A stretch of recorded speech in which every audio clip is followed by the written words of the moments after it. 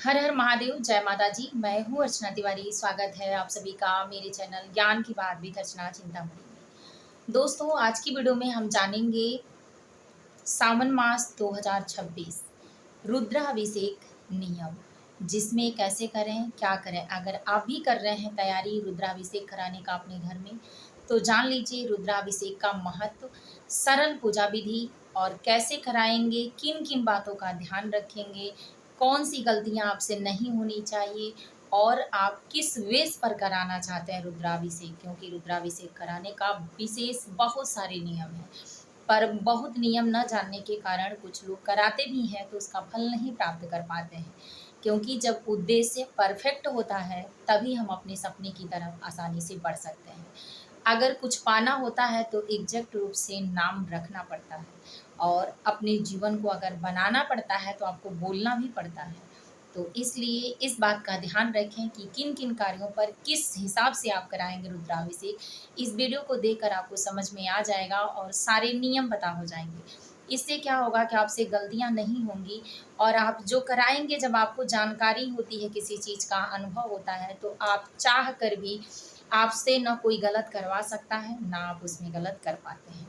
इससे आपका फल प्राप्त हो जाता है। तो सबसे पहले छोटे छोटे शब्दों के द्वारा और एग्जैक्ट, जो कहा जाता है कि परफेक्ट शब्द का परफेक्ट जवाब, तो उस जवाब के साथ आप इस वीडियो को देखिए, पूरा वॉच करिए। वीडियो पसंद आए तो लाइक करके चैनल को सब्सक्राइब भी कर लीजिएगा, ताकि आने वाले मेरे हर वीडियो का नया नोटिफिकेशन आप सभी को पहले प्राप्त हो जाए। तो चलिए जानते हैं। इससे पहले आप मेरे चैनल पर नए हैं, पहली बार मेरी वीडियो देख रहे हैं, तो चैनल को सब्सक्राइब करके वीडियो को लाइक कर लीजिएगा।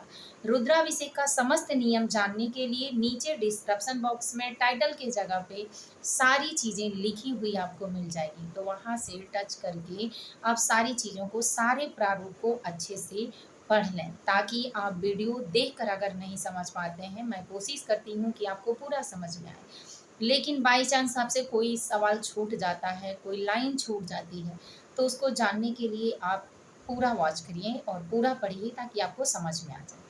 तो सबसे पहला रुद्राभिषेक कराने का नियम ये है कि आप अपने घर में स्वच्छता का ध्यान दें, किन चीज़ों का प्रयोग हो रहा है और किन चीज़ों का प्रयोग नहीं करना चाहिए, इस बात पर ध्यान दें। किस भगवान का रुद्राभिषेक कर रहे हैं, किस रूप का कर रहे हैं, उनको क्या पसंद है और क्या नापसंद है, इन चीज़ों का भी ध्यान रखें। रुद्राभिषेक कराने का शुभ मुहूर्त, डेट, शुभ तिथि क्या है, इन बातों का भी ध्यान रखें।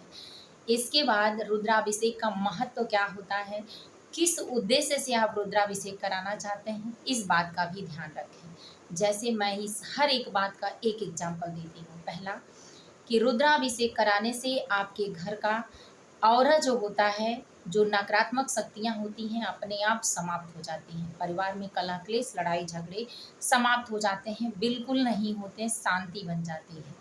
दूसरा, रुद्राभिषेक कराने से अगर आपका उद्देश्य अलग अलग है, जैसे आप दुश्मनों से परेशान हैं, पति पत्नी में प्रेम नहीं है, धन की बढ़ोतरी नहीं हो रही है, बिजनेस चल नहीं रहा है, नौकरी में आप हैं फिर भी परेशान हैं, परिवार के साथ हैं लेकिन फिर भी अकेलापन महसूस कर रहे हैं, पैसा आ रहा है रुक नहीं रहा है, या पैसा आपका गया है आपको वापस नहीं मिल रहा है, आपके दुश्मन आपको खूब परेशान कर रहे हैं और इस परेशानी का कोई रास्ता नहीं मिल रहा है, तो ऐसे में आप रुद्राभिषेक का हर नियम समझें, कैसे कराना है। ये मेरे हर वीडियो को देखें ताकि आप समझ पाएँ रुद्राभिषेक से संबंधित, सावन मास से संबंधित। तो चलिए, अभी आप समझ चुके होंगे कि उद्देश्य क्या है। दूसरा, रुद्राभिषेक कराने से आपके घर का ऑरा ठीक होगा, वास्तु दोष, पितृ दोष दूर होगा, कलह क्लेश नहीं होंगे, भगवान भोलेनाथ की कृपा प्राप्त होगी, अकाल मृत्यु की जैसी साया भी समाप्त हो जाएगी, और भगवान भोलेनाथ के साथ साथ आपके परिवार में भी सहमति बनने लगेगी। अब जानते हैं कि रुद्राभिषेक कराने से पाप का नाश होता है, मानसिक शांति प्राप्त होती है, और आपके धार्मिक कार्यों की बढ़ोतरी होते ही धन की प्राप्ति हो जाती है। रुद्राभिषेक कराना कामाख्या पूजा में आता है, और ये पूजा साल में 1 से 2 बार कराई जाती है। तो इस पूजा का लाभ आपको 1 हफ्ते 1 महीने में मिल जाता है। तो उम्मीद है कि आप सारी बातें ये समझ चुके होंगे। अब हम जानते हैं कि रुद्राभिषेक कराएंगे तो अगर पति पत्नी में लड़ाई झगड़े हैं, तो आप गन्ने के रस से, शहद से रुद्राभिषेक कराएं। बेलपत्र, भांग, धतूरा इलायची, पान पत्ता, सौभाग्य की सामग्री, जिसमें लाल सिंदूर सिर्फ आप अर्पित करेंगे, चढ़ाएंगे नहीं, गौरी उमा महेश्वर के नाम से। आँख का फूल, इस तरह से समस्त भोलेनाथ की सामग्री को जुटाएं, एकत्रित करें और भोलेनाथ पर अर्पित करें। याद रखें कि पंचामृत गंगा जल का सेवन जरूर करें। 5 चीज़ें भूल कर भी ना करें। चमेली का तेल, हल्दी ना चढ़ाएं, चमड़े से बनी चीज़ें प्रयोग न करें, शंख न ले जाएं और लाल चंदन न चढ़ाएं।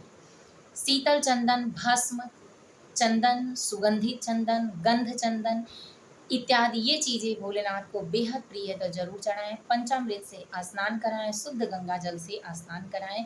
अपनी पूजा करने के बाद दक्षिणा जरूर चढ़ाएं, दक्षिणा जरूर अर्पित करें। अपनी व्यवस्था के अनुसार ऋतु फल इत्यादि चीज़ों का दान जरूर करें, अर्पित करें। याद रखें कि अगर आपने शिवलिंग बनाकर पूजा की है, पार्थिव शिवलिंग, तो आप उसका प्रसाद भी खा सकते हैं। सिर्फ पत्थर से बने और पारद शिवलिंग की का प्रसाद नहीं खाया जा सकता है।